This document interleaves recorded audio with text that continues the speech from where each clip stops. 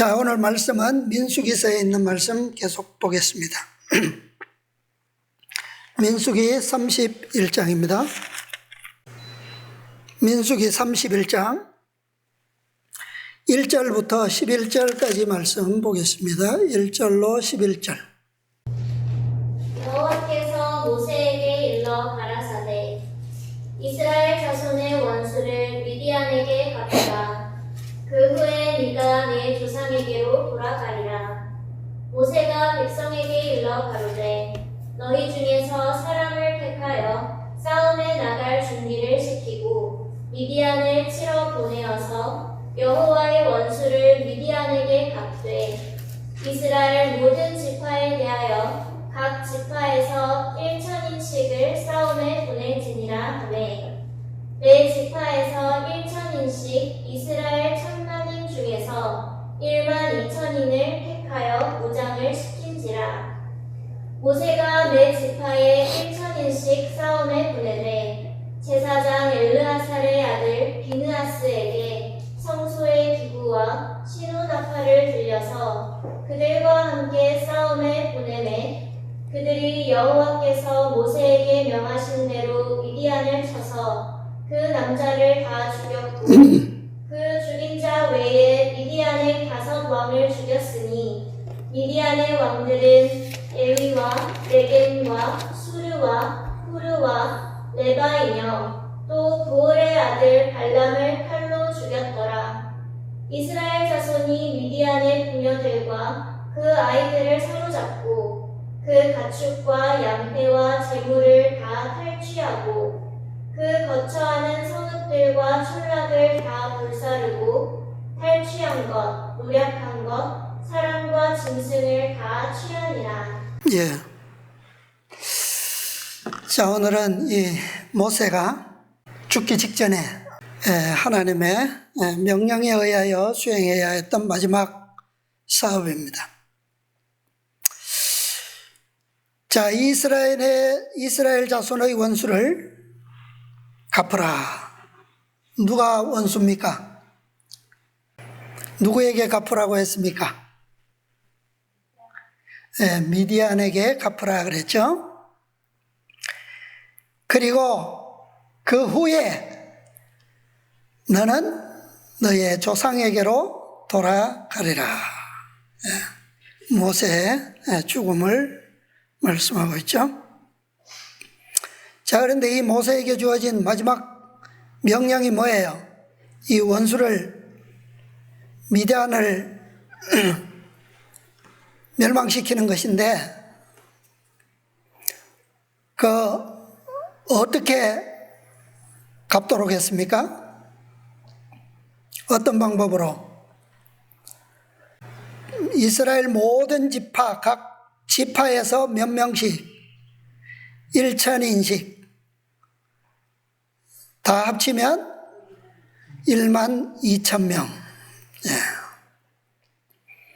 그런데 이 군대의 인솔자가 누굽니까? 누구에게 맡겨졌어요? 비느하스. 비느하스는 어떤 사람이죠? 제사장이죠, 제사장. 대제사장 엘르아살의 아들입니다. 그런데 그에게 무엇을 들려서요? 성소의 기구와 시노나팔을 들려서 함께 보냅니다. 자, 결과는 어떻게 됐어요? 결과는 명하신 대로 미디안을 쳐서 남자를 다 죽였고, 그 다음에 특별히 미디안의 몇 왕? 5왕. 그리고 또 누구요? 특별히 발람 을 죽이고, 그 다음에 재물들은 다 탈취하고 그렇게 돌아왔습니다. 자, 우리 부조와 선지자에 있는 말씀을 통해서 이 기록에 대한 교훈을 좀 보겠습니다. 부조와 선지자 456페이지입니다. 미디안 사람들의 유혹에 빠졌으므로 하나님께서 이스라엘에게 형벌을 내리셨다. 어떤 형벌이죠? 무엇이 내렸습니까? 연병이 펴져서 몇 명이 죽었어요? 24,000명. 그러나 그 유혹자들도 하나님의 공의의 진노를 피할 수 없었다. 하나님의 백성들이 이렇게 많이 죽임을 당했는데 그들을 유혹하고 타락하게 배도하게 만들어서 죽임을 당케 한 그들이 안전할 수 있겠어요? 하나님께서 명령을 주셨습니다. 아말렉인들은 르비딤에서 이스라엘을 공격했고 대군 뒤에 남아있던 피로에 지친 자들을 습격했으나 오랜 후까지 형벌을 받지 않고 살고 있었다. 그러나 이스라엘을 유혹하여 죄에 빠지게 한 미디안인들은 더 위험한 원수이었으므로 신속히 하나님의 형벌을 받게 되었다. 왜 다르죠? 이 아말렉인들이 이스라엘을 뒤에 처진 틈을 타서 쳤던 그 사건은 어디에서 있었습니까? 이 르비딤이라 그랬는데 르비딤은 어디쯤이에요? 시내산 오기 전입니까? 후입니까? 네? 시내산 오기 전이에요. 전. 근데 이 아말렉인들보다 미디안인들은 더 어떤 원수라고요? 더 위험한. 왜 그렇죠? 왜 그럴까요? 그러므로 신속히 하나님의 형벌을 받게 되었다. 하나님께서 모세에게 이스라엘 자손의 원수를 미디안에게 갚으라. 그 후에 내가 내 조상에게로 돌아가리라고 명하셨다. 곧 그들이 여호와께서 모세에게 명하신 대로 미디안을 쳐서 죽인 자 외에 미디안의 5 왕을 죽였으니 또 부호로의 아들 발람을 칼로 죽였더라. 공격군의 포로가 되었던 여인들도 역시 가장 큰 범죄자요 가장 위험한 이스라엘의 원수로서 모세의 명령에 따라 사형에 처하였다. 자, 여기 보면 그들도 역시 가장 큰 범죄자요 가장 위험한 이스라엘의 원수다. 딱히 아말렉 원수들과 딱히 다른 위험에 대해서 설명되어 있지 않습니다. 뭔 것 같아요? 오늘 우리의 생각에는 무엇이 더 위험한 것일 것 같습니까? 아말렉은 시내산에 오기 전에 공격했던 족속들이고 미디안 여인들은 요단을 건너 가나안에 들어가기 직전에 이스라엘을 유혹했던 자들이에요. 뭐가 다릅니까? 뭐가 다를까요? 아말렉인들과 미디안인들이 받은 뭐가 다를까요? 빛이 달라요. 빛이. 시대적으로 완전히 다르죠. 그죠? 네. 다릅니다. 자, 이 모세의 마지막 사명, 이스라엘 자손의 원수 미디안을 쳐서 원수를 갚아라. 이것은 마지막 때에 하나님의 백성들 14만 4천인들이죠. 그들이 받은 사명과 동일한 거예요. 이 1만 2천인의 사명은 특별히 여기에 누가 기록되어 있죠? 누가 죽임을 당했습니까? 미디안의 5 왕, 그리고 발람. 그러니까 이 미디안의 5 왕들을 죽인다고 하는 것은 미디안 전체를 뭐 하는 것 같아요? 멸하는 것입니다. 그죠? 예. 자, 그러면 그들이 이스라엘을 배독해 하는 유혹자들로서 원수가 되었다면 그 다섯 왕이 또 그들을 죽이는 것이 마지막 이 1000명씩 12,000명의 군사들이 행해야 할 사명이었다면 그 사명은 오늘날은 어떤 사명이 될까요? 어떻게 이루어질까요? 누구에게? 그 원수는 누구들일까요? 오늘날로 치면. 자, 이 시딤에서의 바알볼의 이스라엘로 하여금 부속해 한 그 유혹자들. 이게 무슨 사건이라고요?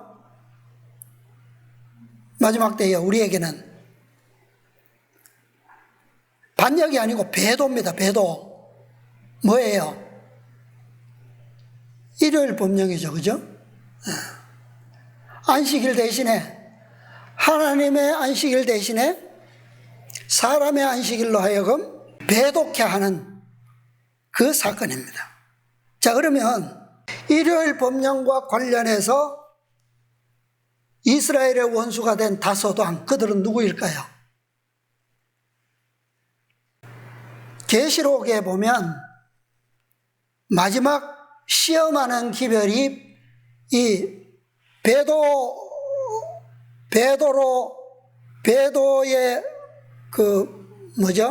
거짓 기별로 백성들을 넘어뜨리려 하는 바벨론, 그 바벨론과 대적해서 투쟁하는 교회. 그러니까 계시록에 나오는 기별은 그 핵심적인 기별이 그거예요. 그죠? 하나님께서는 하나님의 군대로서의 싸움에 나갈 투쟁할 한 백성, 그들은 누구와 싸우도록 돼 있어요? 바벨론과 싸우도록 돼 있죠. 그죠? 용의 세력과 짐승의 세력과 투쟁한단 말이에요. 그러면 이 한 백성은 무엇을 통해서 나타납니까? 무엇을 통해서? 계시록에 보면 어떤 기별을 통해서요? 계시록 14장의 세 기별과 계시록 18장의 두 기별을 통해서 이 백성이 나타나죠. 그래서 다섯 기별을 통하여 하나님의 마지막 용의 세력과 대적할 한 백성이 만들어진다라고 하는 사실입니다. 그러면 이 다섯 왕을 이 12,000인 대표자들이, 이스라엘의 대표자들이 그들을 죽였다라고 하는 것은 오늘날로 치면 다섯 기별을 대적하고 거절하고 대적하던 그 원수들을 의미한다고 볼 수 있겠죠. 계시록 14장의 기별을 거절한 대표적인 교회들, 어느 교회들입니까? 계시록의 14장의 세 기별을 거절했던 대표적인 교회들, 개신교회들이죠. 그죠? 그 다음에 계시록 18장의 기별을 거절하고 반대해온 교회들, 그들은 어떤 교회들입니까? 18장의 기별을 거절한 교회들. 오늘날 재림교회와 교육운동 같은 무리들이 되겠죠. 그러니까 다섯 왕은 이들 교회의 지도자들 중에서 각 시대마다 특별히 주어졌던 그 기별들을 반대하고 핍박하는 데 있어서 시대적으로 주도적이고 핵심적인 역할을 한 그런 사람들이 되겠죠. 뭐 상징적이니까, 그죠? 그러나 분명히 시대적으로 기별은 분명히 주어졌고 또 그것을 분명히 거절하고 반대하는 지도자들이 분명히 있었던 것은 역사적으로 사실입니다. 그들은 이스라엘의 뭐예요? 원수예요, 결과적으로. 에스겔서 한번 볼까요? 에스겔 9장입니다. 잘 우리가 아는 말씀인데 에스겔 9장 1절로 6절입니다.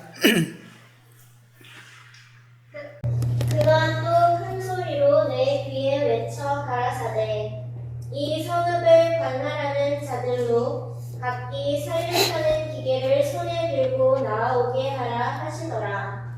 내가 본즉 6사람이 북향한 윗문 길로 쫓아오는데 각 사람의 손에 살림하는 기계를 잡았고 그 중에 한 사람은 가는 베옷을 입고 허리에 서기관의 먹그릇을 찼더라. 그들이 들어와서 놋 제단 곁에 서더라.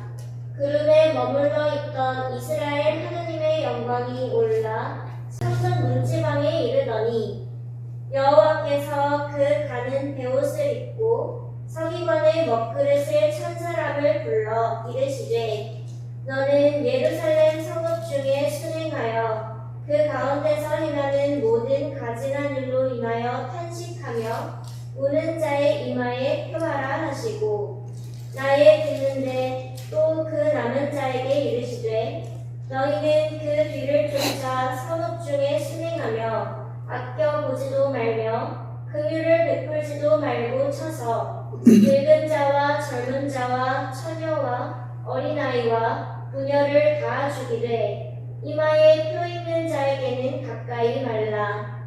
내 성소에서 시작할지니라 하시매 그들이 성전 앞에 있는 늙은 자들로부터 시작하더라. 예.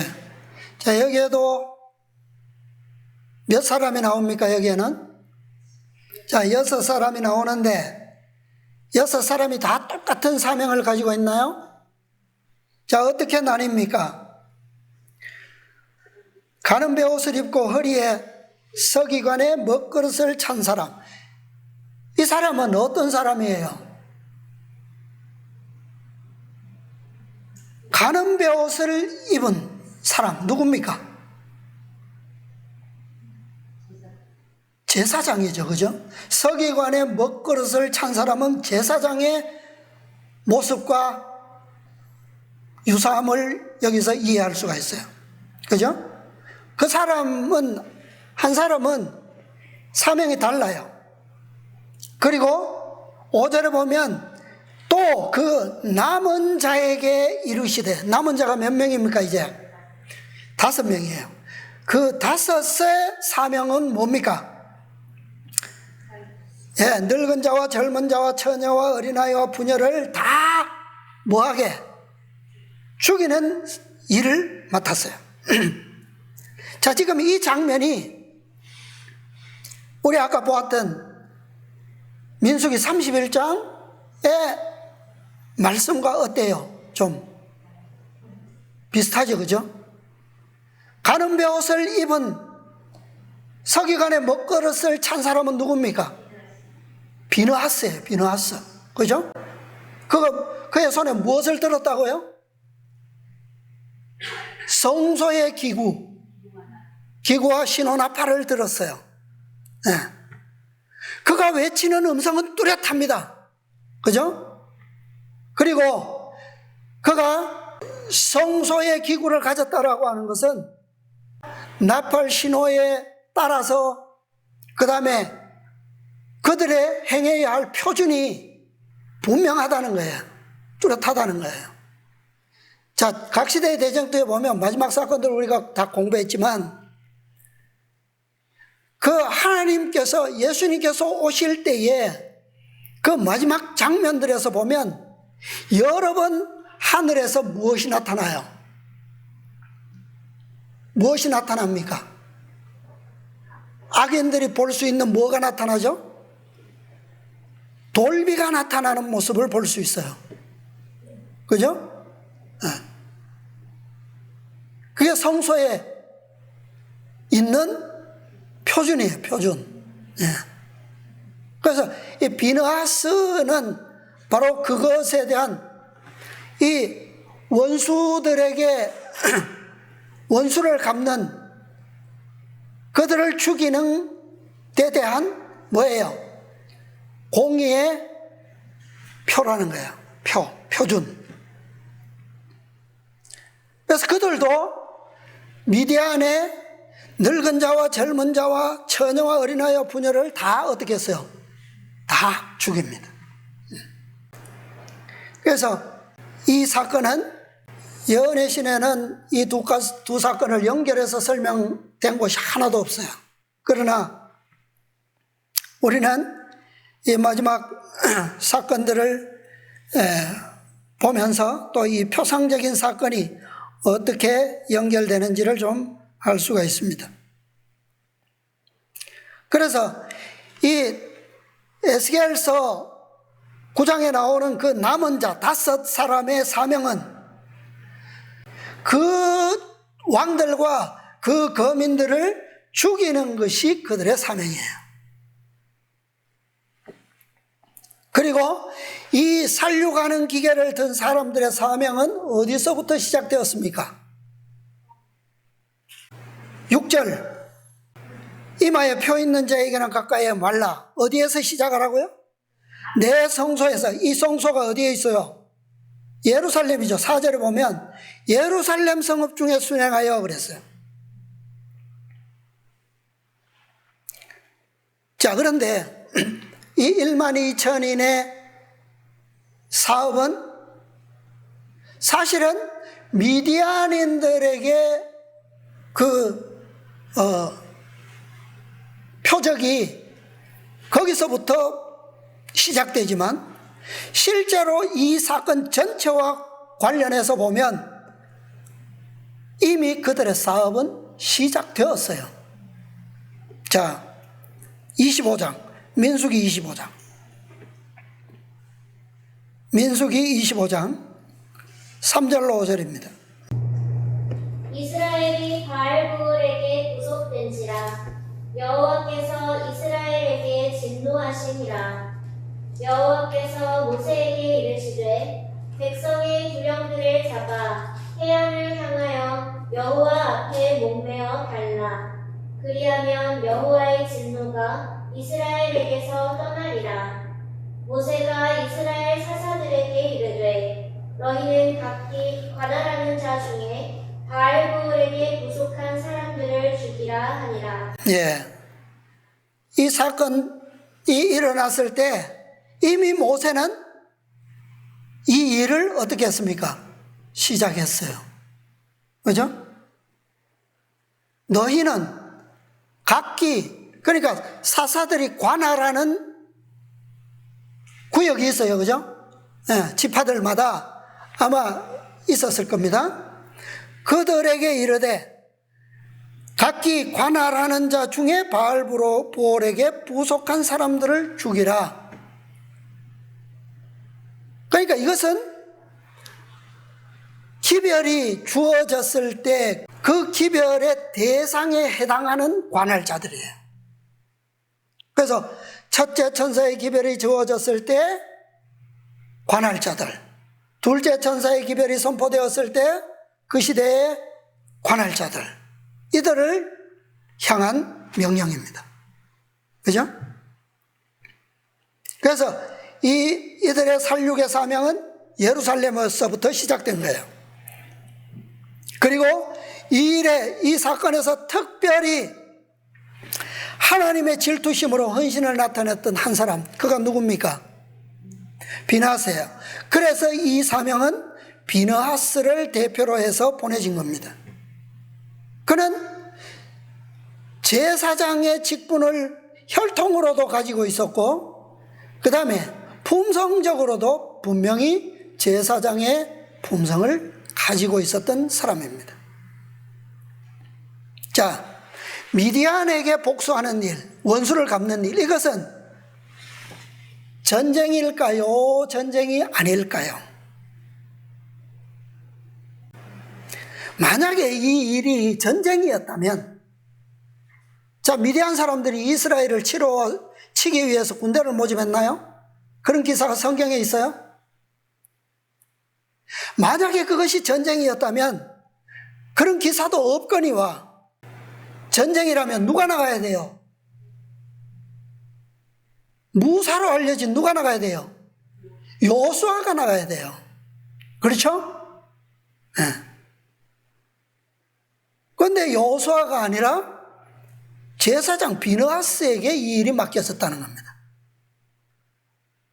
이 사명은 전쟁이 아니고 이미 운명 지어진 원수에 대한 하나님의 심판의 집행자로서 간 겁니다.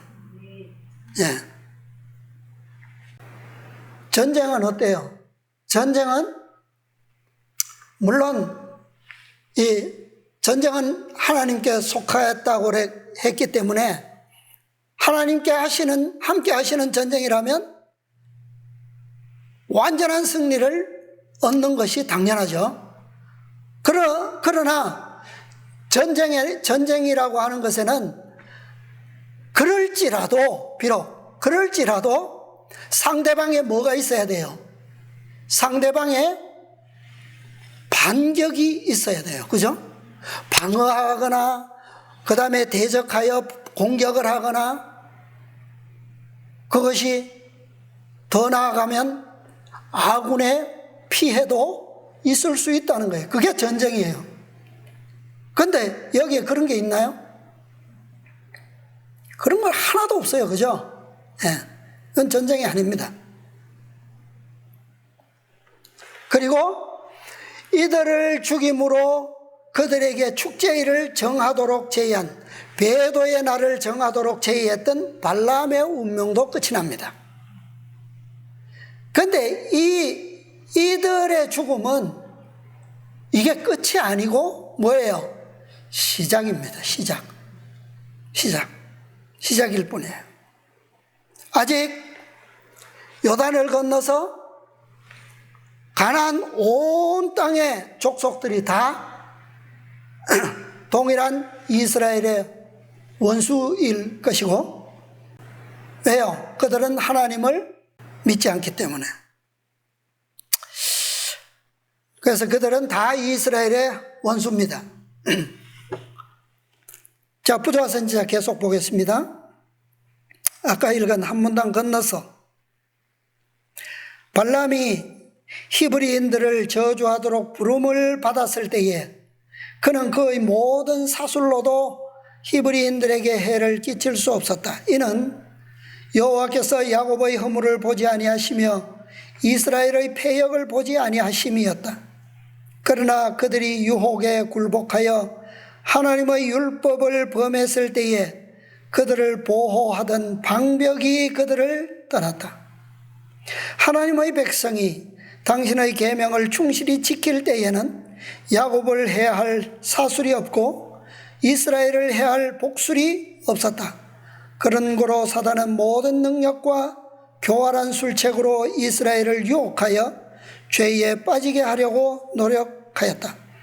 만일 하나님의 율법을 맡은 자라고 공언하는 자가 그 계명을 범하게 되면 그는 하나님께로부터 분리되고 원수들 앞에 서지 못할 것이다. 자, 이스라엘은 하나님의 율법의 뭐예요? 보관자요 수호자들로 부르심을 받은 백성입니다. 그렇죠? 아무리 그런 백성으로 불리어지고 공언할지라도 그들이 가지고 있는 십계명, 그들이 받았던 그 십계명의 한 조항이라도 범하게 되면 어떻게 된다고요? 그 율법은 그들을 수호하고 보호하는 방벽이 아니고 무엇으로 바뀝니까? 오히려 그들을 멸망시키는 수단이 되고 말아요. 그죠? 네. 어떤 교회도 어떤 사람도 이 원칙을 무너뜨릴 수는 없어요. 그렇죠? 이것은 하나님께서 정하신 공의의 원칙입니다. 자, 성경과 십계명, 둘 다 하나님의 말씀입니다. 둘 다 중요하죠. 둘 다 생명의 생명나무입니다. 그런데 무엇이 다를까요? 모든 성경은 누가 기록했습니까? 하나님께로부터 감동하심을 입은 자들의 손을 영감을 빌려서 쓰여진 거예요. 그죠? 그런데 십계명은요? 십계명은 하나님께서 친히 쓰신 거예요. 달라요. 그죠? 네. 하나님의 말씀인 것이고 품성인 것은 맞지만, 그러나 그 차원적인 엄숙성으로 따지자면 달라요. 그죠? 하나님께서 친수로 쓰신 것과 그 다음에 그분의 대리자들이 영감으로 기록한 것은 다릅니다. 그렇죠? 그래서 아무리 하나님께로부터 은혜 입은 어떤 사람이나 어떤 교회라 할지라도 십계명을 무너뜨리고 범하는 데에 대한 그것을 무너뜨릴 수는 없어요. 자, 또 한 문단 건너서 보겠습니다. 457, 458쪽. 저희에게 당한 이런 일이 거울이 되고 또한 말세를 만난 우리의 경계로 기록하였느니라. 그런즉 선줄로 생각하는 자는 넘어질까 조심하라. 자, 마지막 하나님의 백성들로, 하나님의 율법의 보관자들로 부르심을 받았다라고 해서 그것을 함부로 다루어도 되지 않죠? 결코 그럴 수 없습니다. 그것이 오늘날 마지막 교회라고 공언하는 교회들의 위험성이에요. 사단은 인간의 마음을 다룰 수 있는 요소를 잘 알고 있다. 사단은 수천 년 동안 악마와 같이 맹렬하게 연구하였으므로 각 사람들의 공격당하기 가장 쉬운 점들을 알고 있다. 사단은 여러 세대를 통하여 바알보올에서 그처럼 성공을 거둔 동일한 유혹으로 이스라엘 중에 가장 강한 자들과 귀인들을 파멸시켰다. 각 시대를 통하여 유격적 방종의 암초에 걸려 깨어진 품성의 자네들이 흩어져 있다. 세상 끝이 가까이 이를수록 하나님의 백성으로서 하늘 가나안의 변경에 서 있는 우리에게 사단은 옛날처럼 우리를 아름다운 땅에 들어가지 못하도록 하기 위하여 배전의 노력을 기울일 것이다. 사단은 각 영혼에게 그 올무를 놓는다.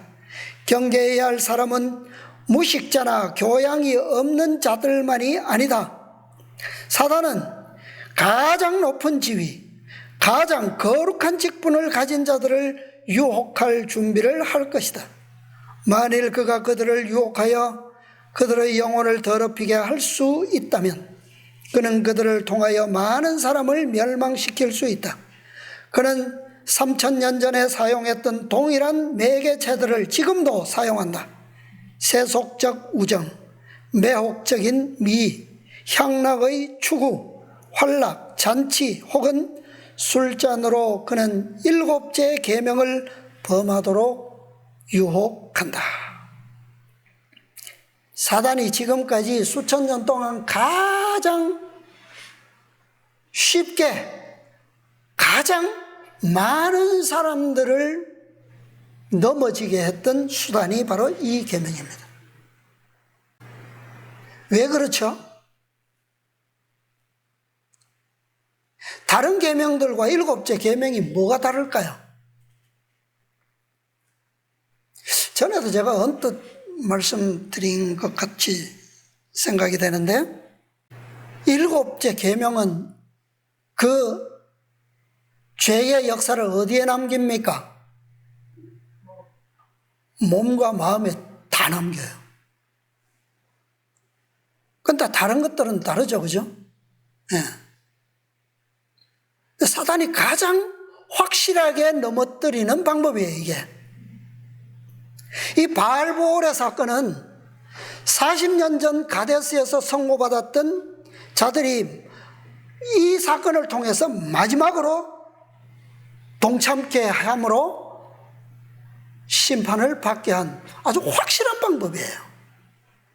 그러니까 이 계명에 대하여 올바르게 승리하지 못한 자들, 그들은 반드시 이 마지막 사건, 배도의 사건에서 어떻게 된다고요?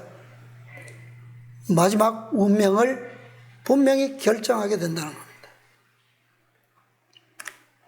이 배도의 사건에 이스라엘의 가장 강한 자들이 동참했고 귀인들이 동참했어요. 그리고 그들은 자신들뿐만 아니라 백성들을 그 배도의 길로 인도하는 역할까지 했습니다. 그런데 오늘날 세상은 이것에 대한 방어의 울타리가 완전히 무너져 버렸어요. 하나도 없습니다. 다 무너졌어요. 자, 부조화 선지자 또 보겠습니다. 두 문단 더 건너가겠습니다. 이스라엘 백성들이 죄에 빠진 것은 저희가 표면상으로 어떤데요? 아니라고 안전한 상태에 있을 때였다. 이를테면 오늘날 지금과 같은 때예요. 그죠? 네. 그들은 하나님을 항상 그들 앞에 모시는데 실패하였고 기도를 게을리하고 자기 자신을 믿는 정신을 품었다.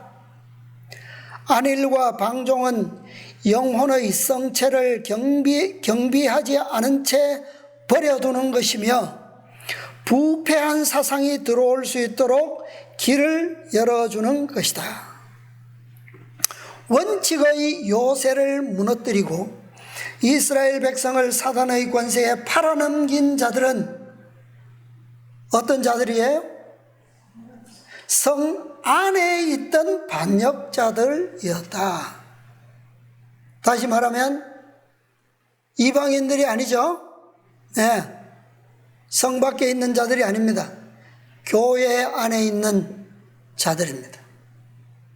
아직도 사단은 이와 같은 방법으로 영혼을 파멸시키고자 노력한다. 그리스도인이 공공연하게 죄를 범하기 전에 세상에 알려지지 않은 준비 과정이 오랫동안 마음속에서 진행된다.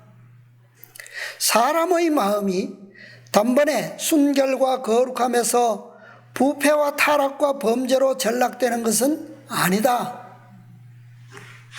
하나님의 형상으로 지음을 받은 자들이 금수와 악마처럼 타락하는 데는 뭐가 걸린다고요? 시간이 걸린다. 바라봄으로 우리는 변화를 받는다. 불순한 생각들을 품음으로 인간은 한때 그가 미워하던 죄를 좋아하도록 그 마음을 길들일 수 있다. 자, 아직 이 표상적인 사건, 이 배도의 사건은 우리에게는 아직은 실제는 미래적으로 일어날 사건입니다. 그러나 오늘 우리가 이곳까지 오기까지 지나온 남은 교회의 역사들을 살펴보면 이 배도를 위한 사단의 전략이 교회 안에서 어떻게 얼마나 잘 준비되어 왔는지를 볼 수가 있어요. 이것은 방금 읽은 영감의 말씀이 기록한 것처럼 세상에 알려지지 않은 준비의 과정을 통해서 그렇게 이루어져 오고 있습니다. 성취되어 오고 있습니다. 교회의 마지막 배도의 수문을 여는 것은 밖에서가 아니라 안에서부터 열릴 것입니다. 그러므로 우리는 교회 안에서 준비하고 경고히 서되 교회와 함께 승리를 위하여 준비하되 믿음으로 진리에 굳게 서는 것은 어떻게 서야 할까요? 홀로도 설 수 있어야 된다는 겁니다. 홀로도. 자, 하나님께서는 교회 안에 있는 원수들, 교회 안에 있는 이스라엘의 원수들을 하나님께서는 가장 먼저 심판하실 것입니다. 그래야지만 사업이 완성될 수가 있어요. 그렇죠? 그래서 미디안에게 원수를 갚으러 가기 전에 어떤 일이 있었습니까? 태양을 향하여 그들을 어떻게 해요? 교수형으로 담해다는 일을 행했던 겁니다. 그래야지만 진짜 원수들을 갚기 위해서 그들에게 갈 군사들을 어떻게 할 수 있어요? 군사들을 뽑을 수가 있어요. 그죠? 네. 교회 안에 여전히 원수들이 있는데 완전하지 못한 자들을 전쟁터에 내보내면 어떻게 돼요? 안 되죠. 그죠? 그들은 언제 어떤 모양으로 돌아설지 알 수 없습니다. 자, 이 미디안 원수들을 하나님께서 어떻게 하셨어요? 어떻게 하라고 명하셨습니까? 에스겔서 9장의 표현을 통해서 보면 그들을 뭐하지도 말고 아껴보지도 말고 긍휼히 여기지도 말고 어떻게 하라고요? 세상에 아무리 악한 악인들도 살인자들도 아주 냉정한 그런 킬러들도 누구에게는 동정심을 가집니까? 어떤 자들에게는? 힘없는 아이들이나 부녀들이나 이런 자들에게는 자비를 베풀어요. 그죠? 그런데 하나님께서는 어떻게 하셨어요? 완전히 다 죽이라는 거예요. 잔인하죠? 그런데 하나님께서 이렇게 잔인하게 취급하신 사건에 대해서 예언의 시는 다음과 같이 기록하고 있습니다. 영적 선물 4권의 말씀인데요. 가래 뽑은 기별 2권 2기별 333, 334 페이지에 기록되어 있습니다. 여기에 이 사건을 기록하고 그 다음에 이 사건에 대한 비유적 설명을 계시로 보여주셨어요. 자, 읽어드릴게요. 한 가족 사진이 계시로 나타나 보였다. 그 가족에 속한 자녀들의 일부는 아버지의 요구를 배우려 하고 순종하려고 애쓰는 듯이 보였으나 이와 반면에 다른 자녀들은 아버지의 권위를 짓밟고 그 아버지의 가족 정부에 대하여 모욕함으로 기뻐 날뛰는 듯이 보였다. 아버지의 자녀들이 두 부류로 딱 나뉘어진 것이 확실히 보이죠? 저들은 아버지의 집에서 온갖 혜택을 입고 있었으며 계속적으로 아버지에게서 하사금을 받고 있었다. 저들은 저희의 수입 전부를 아버지에게 전적으로 의존하고 있었으나 고마운 줄을 몰랐으며 관대한 부친에게서 받은 모든 은혜가 마치 저들 스스로 얻은 것처럼 거만하게 행동을 취하였다. 그 아버지는 불순종하며 감사할 줄 모르는 그 자식들의 무례한 행실들을 다 알고 있었으나 참고 지내셨다. 예수님의 비유 가운데도 이런 게 나오죠. 그죠? 이런 모습이 나오죠. 이 거역하는 자식들은 한동안 계속하여 더욱 배도하는 길로 나아갔으며 지금껏 성실했던 아버지의 다른 식구들마저 배도의 길로 유혹하려고 애쓰는 것이었다. 그때에 그 아버지는 모든 위신과 권위를 행사하기에 이르렀으며 저들 스스로 아버지의 사랑과 축복을 남용하였을 뿐만 아니라 아버지의 가정에서 행사하고 지혜롭고 공의로운 법률에 복종하여 온 남아있는 작은 무리마저 멸망시키려고 노력하였다. 오늘날 이 세상과 교회의 형편을 잘 보여주고 있죠. 반역적인 식구들의 선동적인 가마력으로 말미암아 행복의 위협을 받고 있는 충성된 소수의 자녀들을 위하여 그 아버지는 불순종하는 자식들을 분리시키는 동시에 아버지 자신이 진실하고 충성된 소수의 자녀들과 긴밀한 관계를 맺으려고 힘쓴다.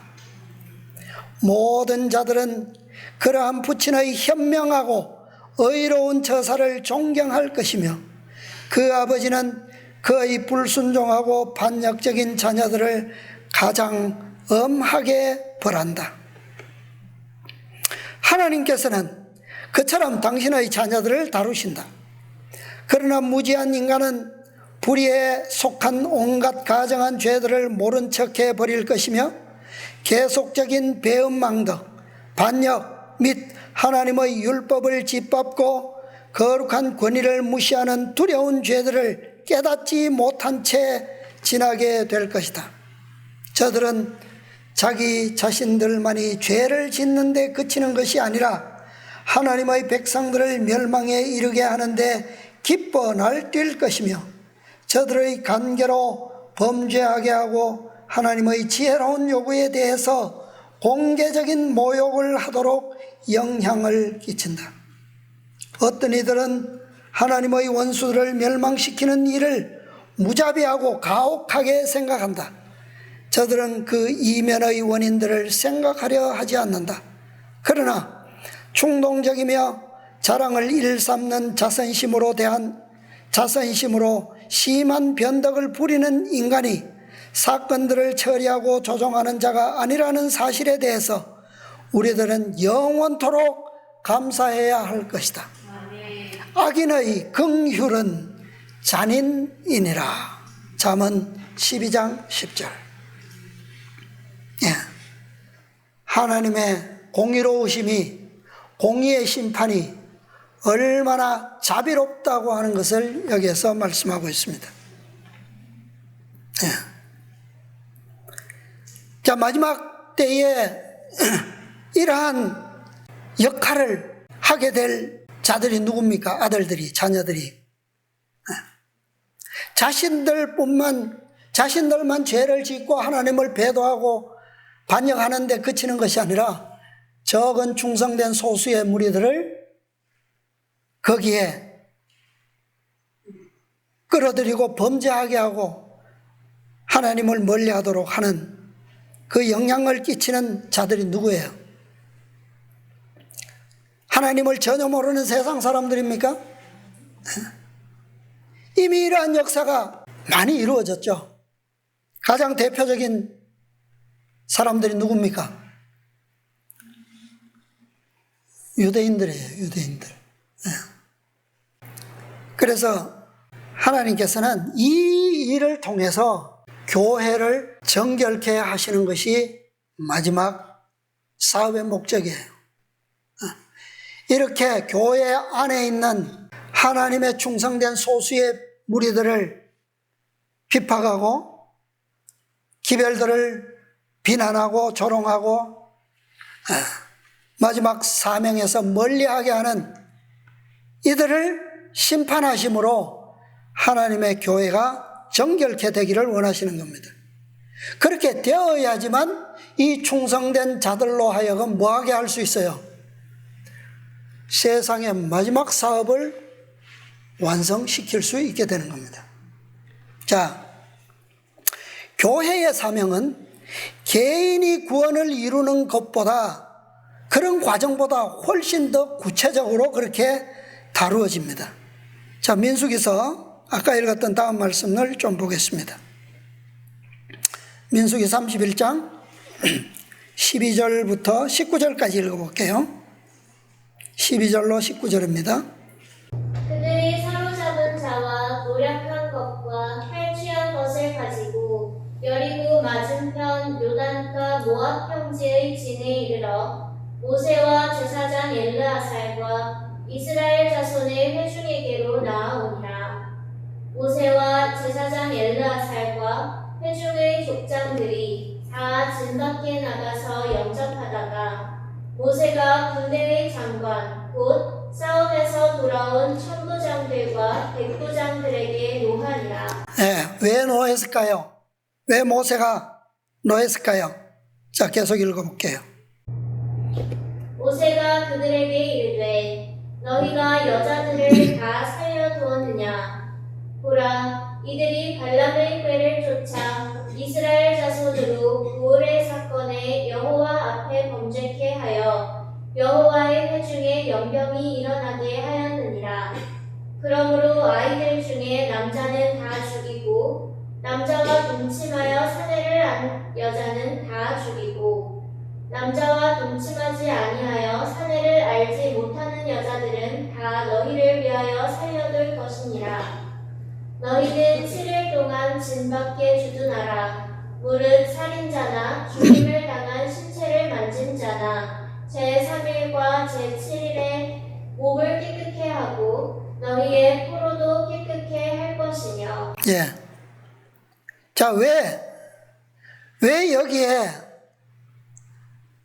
아이들 중에 남자는 다 죽이는데 그 다음에 남자와 동침하여 사내를 안 여자도 다 죽이는데 누구는 살려뒀어요? 남자와 동침치 아니하여 사내를 알지 못하는 여자들은 살려뒀어요. 왜 그랬죠? 뭘 얘기하는 겁니까? 여기에 나오는 이것은 악의 씨에 대한 이야기입니다. 씨. 하나님의 정결한 교회는 악의 씨앗조차도 어떻게 해요? 완전히 멸하라는 거예요. 그죠? 생명의 씨는 남자에게 있어요. 그죠? 그래서 여자와 동침치 아니하였을지라도 남자아이는 장성하면 반드시 그 씨는 어떻게 되게 돼 있어요? 열매를 맺게 돼 있기 때문에 씨앗까지도 없애라는 겁니다. 그런 교회를 통하여 하나님께서는 가나안을 어떻게 하시겠다고요? 정결케 하시겠다는 겁니다. 자, 마지막 19절에 보면 너희는 7일 동안 진 밖에 주둔하라. 무릇 살인자나 죽임을 당한 시체로 만진 자나 제3일과 제7일에 몸을 깨끗게 하고 너희의 포로도 깨끗게 할 것이며. 자, 이것은 민수기 19장에 나오는 정결법에 의한 법이에요. 자, 이것은 오늘날 우리에게도 의미가 있는 겁니다. 이게 다 이스라엘 백성들에게 과거 고대 이스라엘에게만 적용되고 지나가고 끝난 문제가 아니에요. 자신들은 물론이고 죽이지 아니하고 살려둔 포로들, 그 다음에 노력한 물건까지도 정결케 해야만 했어요. 무생물까지. 이것은 교회가 마지막 사명을 위해서 정결케 되는 마지막 과정입니다.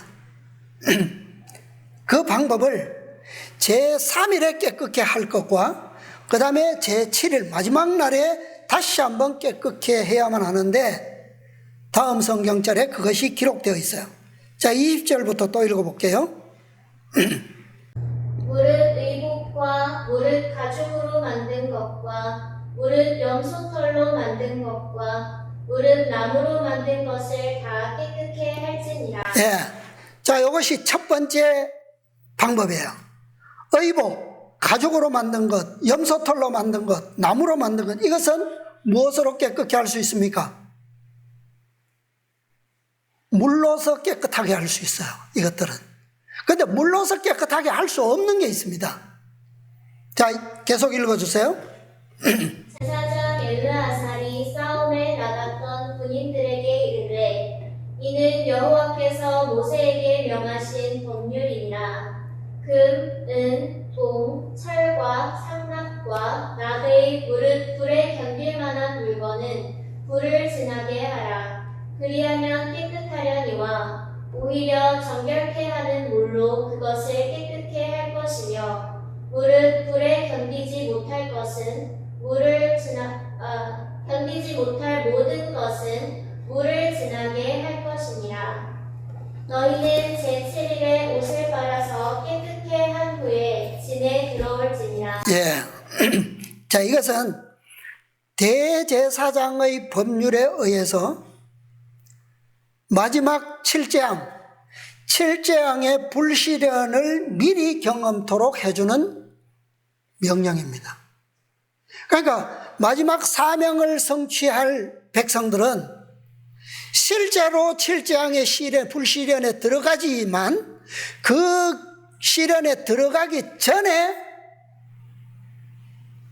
이 사업을 성취하기 전에 뭐 되어야 돼요? 이러한 것을 실제적으로 또 한번 경험해야 된다는 거예요. 물론 강도는 다르겠죠. 상징적으로 그렇다는 겁니다. 그래서 이 20절에 나오는 것들, 이런 물건들은 불로는 정결케 할 수 없어요. 물로만 정결케 할 수 있습니다. 그렇죠? 의복과 가죽으로 만든 것, 염소털로 만든 것, 나무로 만든 것, 이런 것들은 불을 지나게 할 수 없어요. 이런 것들은 제3일까지 물로 정결케 할 수 있어요. 왜냐하면 제4일부터 마지막 제7일까지는 물이 아니라 불시련이 오게 됩니다. 그죠? 불시련이 와요. 그래서 물로서 정결케 할 수 있는 것은 제3일까지만 그 정결이 가능합니다. 그 다음에 22절에 나오는 물건들, 금, 은, 동, 철, 납, 그죠? 이런 것들은 불을 지나게 되는 거예요. 그리고 마지막 날 제7일에는 그들의 옷을 깨끗게 함으로 모든 것이 정결케 됩니다. 이거 완전한 정결이에요. 그래서 옷을 깨끗게 하는 것은 무엇으로 된다고요? 물로서 되는 거죠. 그죠? 그래서 마지막 날에는 오히려 이런 것들을 다 깨끗게 했을지라도 마지막으로 옷을 물로서 다시 한번 정결케 함으로 되는 거예요. 자, 우리는 그리스도인 생애를 처음 시작할 때 어디를 지나왔습니까? 홍해에 물을 지나왔죠. 그죠? 물로서 침례를 받았어요. 그리고 또다시 무엇으로 침례를 받습니까? 성령으로, 불로서 침례를 받습니다. 그게 늦은 비예요. 그죠? 그런데 이렇게 정결케 되지 않으면 늦은 비를 받을 수가 없어요. 네, 맞습니다. 그 다음에 마지막으로 이것들에 대한 실제적인 최종의 경험, 그게 7재앙이에요. 그리고 7재앙의 마지막 7째 재앙 때 다시 한번 물과 성령으로 완전히 정결케 되므로 하나님의 교회가 완성되는 거예요. 완전한 정결과 순결을 입게 되는 겁니다. 이들을 어디에 드릴 수 있어요? 하늘 창고에 드릴 수 있게 되는 겁니다. 그러니까 7째 재앙 때 누가 임하죠?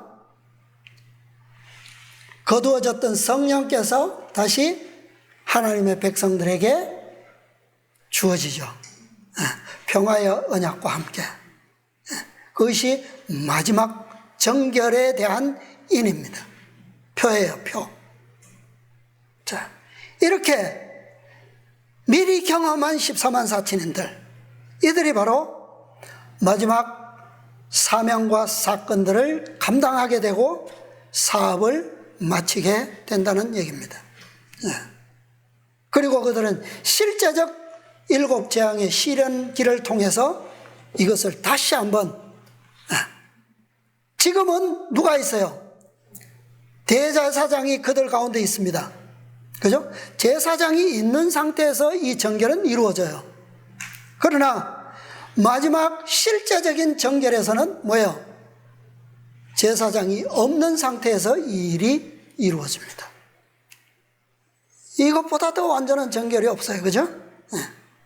그래서 이들을 하나님의 백성으로서 그분의 나라에 들여놓게 될 것이라는 말씀입니다. 자, 오늘의 이 말씀이 예언의 신을 통해서는 설명할 수가 없지만 우리는 이렇게 구속의 경륜의 사건들을 이렇게 마지막 이미 계시되고 기록되어진 말씀들과 함께 우리가 조화롭게 연구함으로 우리는 이런 결론을 얻을 수가 있습니다.